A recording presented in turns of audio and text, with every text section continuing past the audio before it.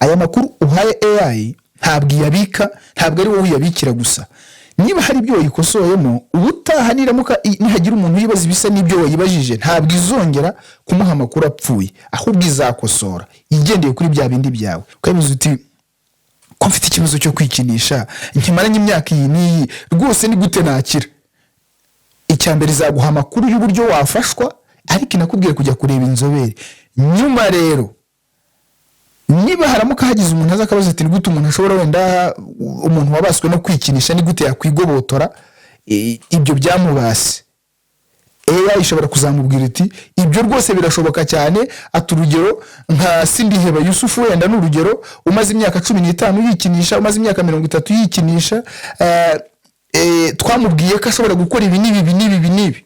Ariyo mpamvu niba ugiye kuyibaza ibintu ugerageza uyibaze utashyizemo amazina yawe, uyibaze wakuyemo ibintu biri privacy, uyibaze wakuyemo imyirondoro yawe, uyibaze wakuyemo ubuzima bwawe bwite. Kuko nuramuka uyihaye ubuzima bwawe bwite ishobora kuzajya gusubiza abandi, igatanga ingero ku buzima bwawe bwite kandi ibuha abo bitareba. Icyo ni kimwe abantu bagomba kumenya. Cyo kimwe no mu kazi rero. No mu kazi hari ibintu nakwita nk'amabanga y'akazi uba utagomba guha AI. Tubahe ikaze kuri Generation Link. Ngewe nitwa Sindiheba Yusufu nk'ibisanzwe. Iyi ni Generation Link ni ya YouTube channel ibagezaho ibiganiro bitandukanye. Munsi kundi hari amavugurura turimo dukora, muzajya mugenda mubona abagezaho ibiganiro bintu bitandukanye bishobora kudufasha mu buzima bwacu bwa buri munsi. Kwikubitiro turashimira mwe mwese mwamaze gukora subscribers kuri YouTube. Kwikubitiro turashimira mwe mwese mwamaze gukora subscribe kuri YouTube yacu, kuri YouTube channel yacu Generation Link, kubera yuko ubu turimo turakabakaba mu ba subscribers 150 ntabwo ari abantu bakeya, ni community nini. Nibyo hari abafite amamiliyoni, ariko itsoke 150 turimo tugeraho ubu turi mu 147,700 nta gihindutse. Mu mpera z'icyumweru gitaha turaba turimo dukabakaba 150, turaba turimo tugera twuzuze 150. Ni ibintu byiza, ni ibintu byo kwishimira. Ari nayo mpamvu natwe twahisemo ko tutagomba kubicisha irungu. Abantu 150 ntago ari abantu bo gutererana gutyo gusa. Turabibashimira kandi tugiye kuzajya tubaha ibiganiro bihoraho umunsi ku wundi. Buri munsi mubone ibiganiro, niba ari amakuru agezweho muyabone, niba ari aya sport, ibintu byose bitandukanye mubigezweho. Ibyegeranyo tugiye kubisubiramo, mbese nyine turi mu mavugurura. Turabashimira cyane. Uyu munsi rero nkuko twabibasezeranyije tuje kugaruka tureba kuri artificial intelligence. Ubushize twaribazaga ngo se birashoboka ko izi AI cyangwa se artificial intelligence ziri buze gusimbura abantu mu kazi kabo bakoraga ka buri munsi. Nk'ibi ngibi nakoraga AI ikaba yazi kabikora. Twasanze yuko hari imirimo imwe n'imwe abantu bashobora kuzatakaza bitewe nuko AI irimo umuntu umwe ubushobozi bwo gukora ibintu by'abantu benshi. AI ishobora kubitazanga ije hano kuri mikoro, ariko ishobora gufasha umuntu umwe gutegura ibintu byagateguwe n'abantu 6. Bivuze ngo uko byagenda kose niba umuntu umwe ashobora gutegura ibintu byagateguwe n'abantu 6, 5 muri bo batakaje akazi. Nuko kuri uko nguko ni ukuri twebwe tudashaka kumva, tudashaka kubana nako, ariko niko kuri guhari. Uyu munsi turibuze kuza kureba kuri turuzi za AI. Iyo tuvuze turuzi ni nk'ibikoresho cyangwa se ntabwo dushobora kubyita nk'amoko ashobora kwifashishwa niyo AI cyangwa se ibikoresho byifashishwa niyo AI.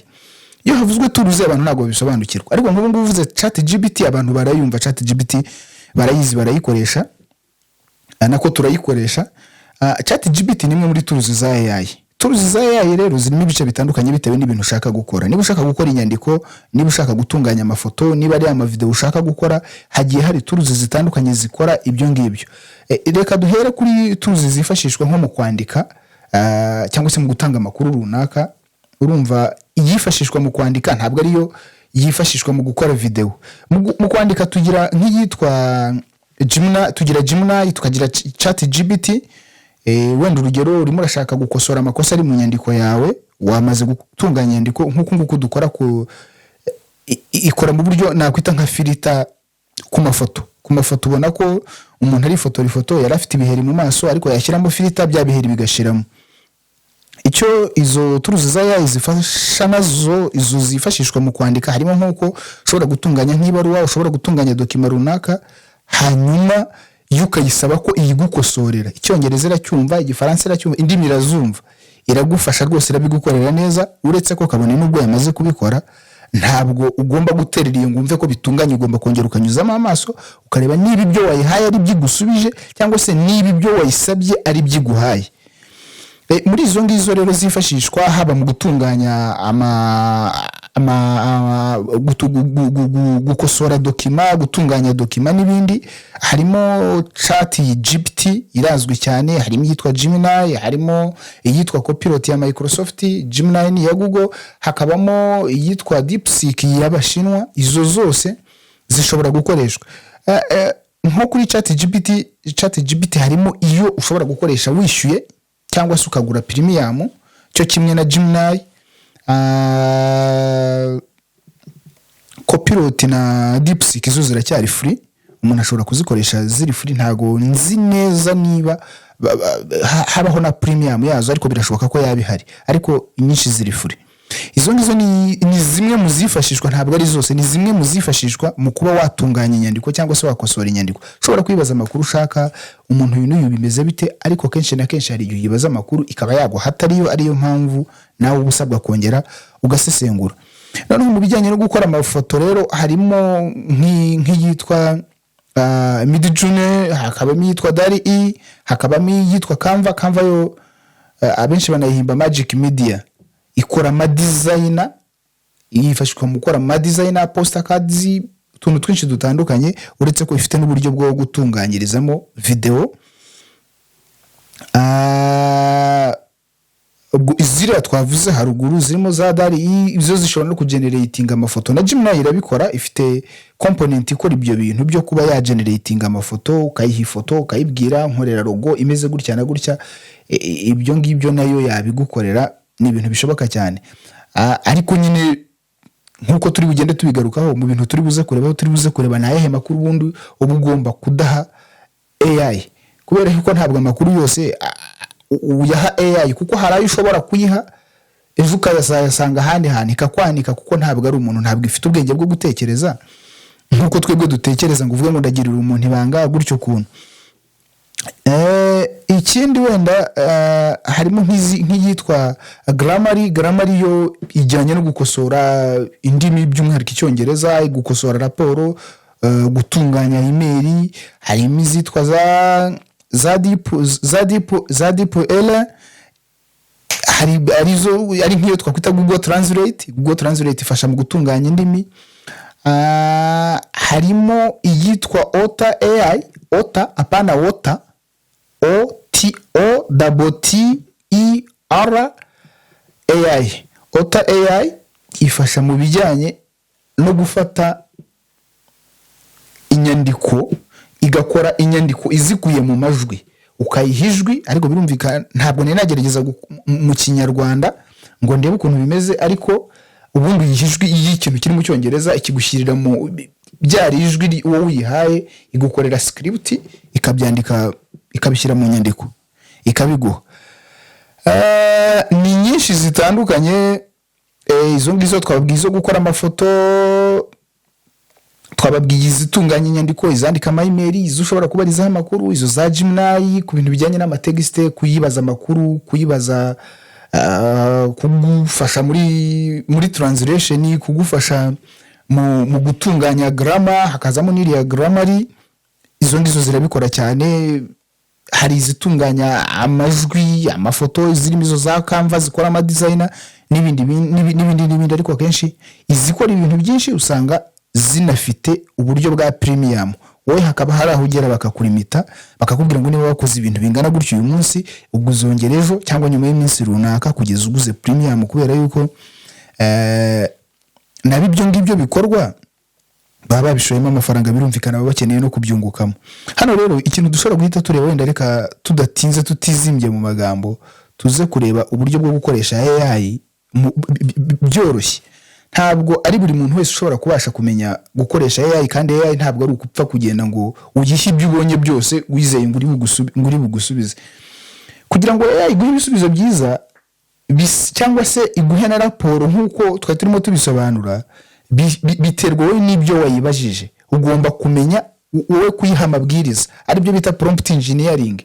Ni ukuvuga ngo wowe uyitegeka ibyo ushaka, ukayibwira uko igomba kwitwara, ukayitegeka, ukayiha amabwiriza, AI nkorera ibi ngibi, ariko none ukanayibwira uko igomba kwitwara. Ese iritwara nk'umwana mutoya, ese iritwara nk'umuntu wenda w'umufilozofe, ese iritwara nk'umunyamibare. Wowe uyibwira uko yitwara igihe igiye kugukorera ikintu. Iyo uyibwiye uko yitwara muri ubwo buryo wowe wayibwiye.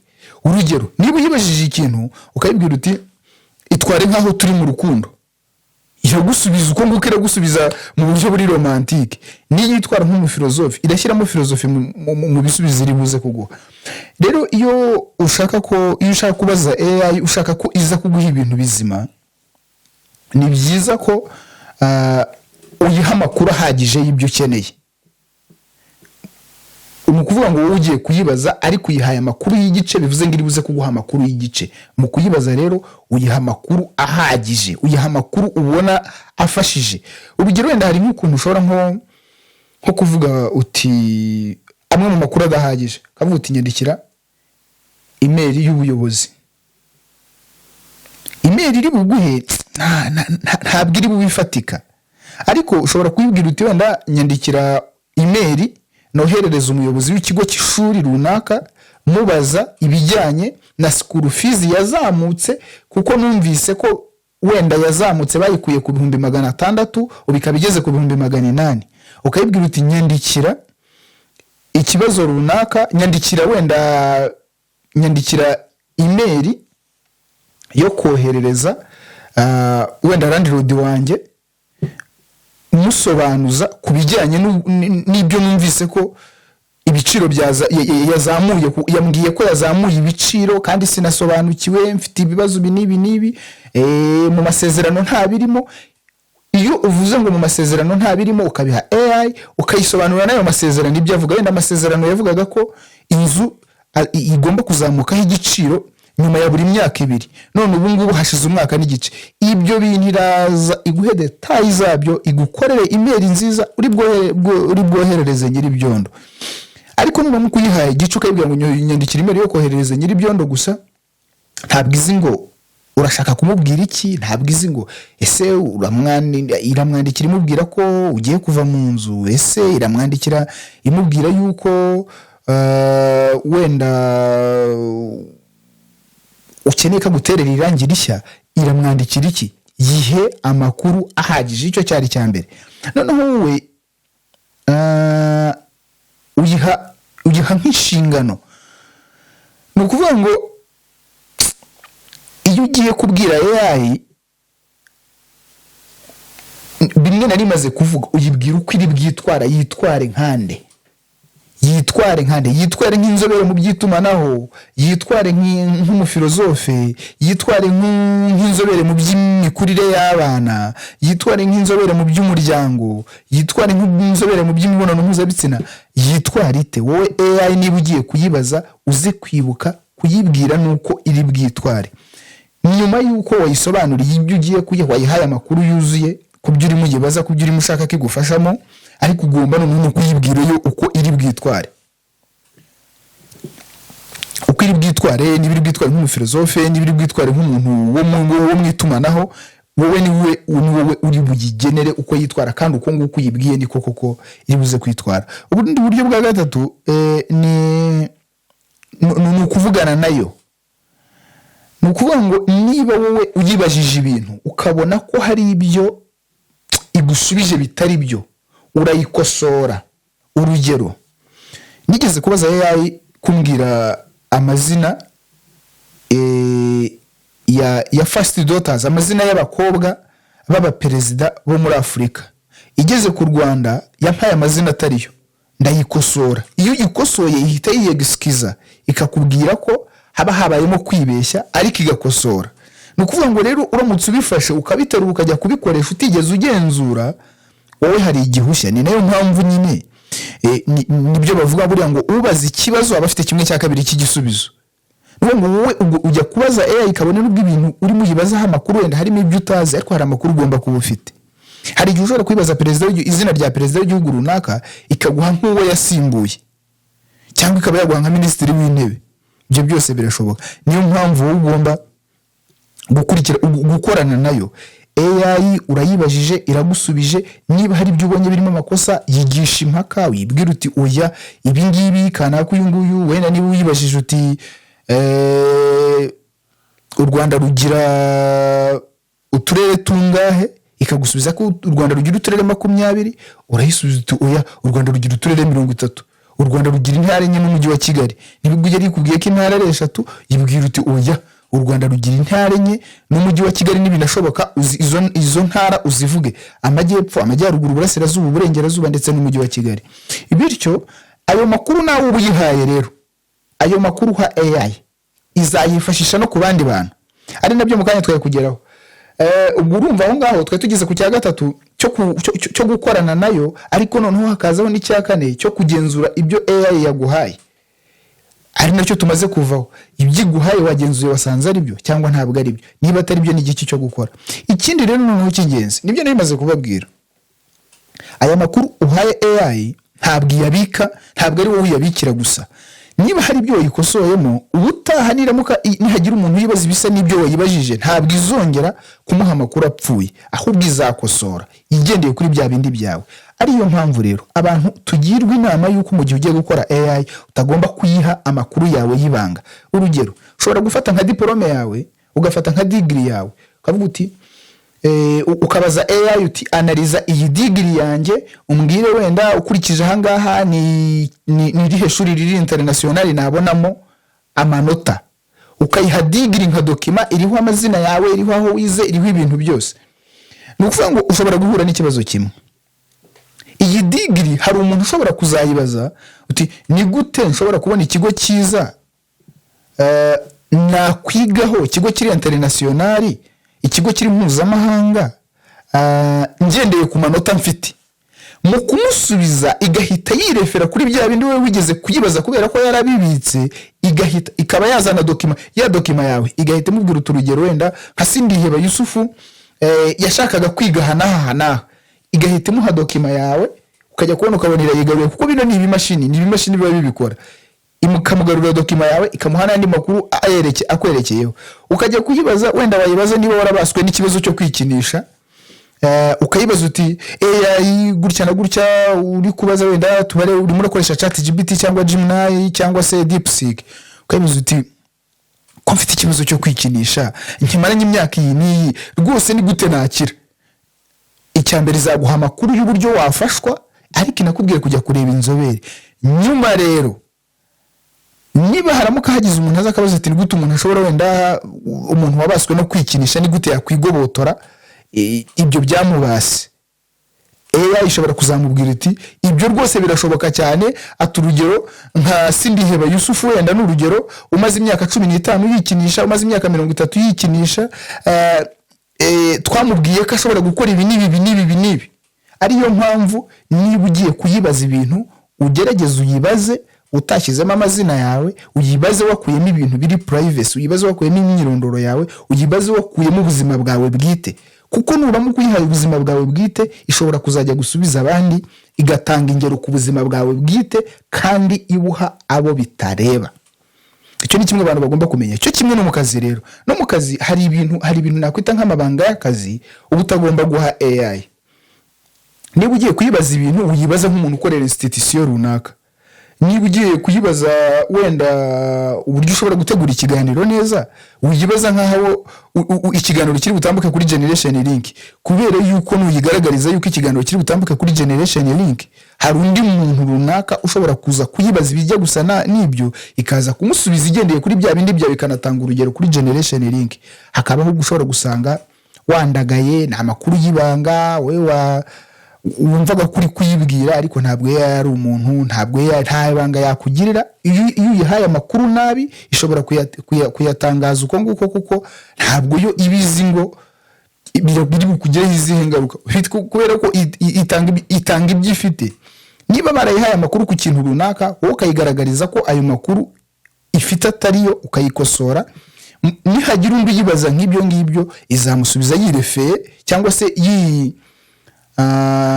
igendeye kuri bya bindi wowe wayikosoyemo. ngayo nguko.